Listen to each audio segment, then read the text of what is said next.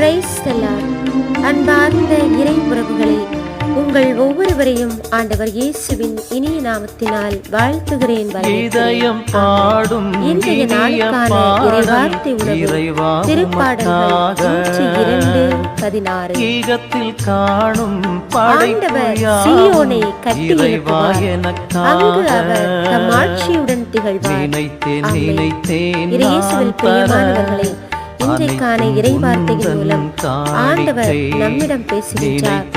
எப்படி நாம் மனிதர்களாகிய நாம் ஒவ்வொருவரும் இந்த உலகத்தில் இல்லங்களை கட்டி எழுப்பி அதில் குடியிருக்கின்றோம். ஆனால் நம் ஆண்டவர் இயேசு கிறிஸ்து நம் உள்ளம் என்ற இல்லத்தை கட்டி எழுப்பி அங்கே அவர் மாட்சியுடன் திகழ்வார்.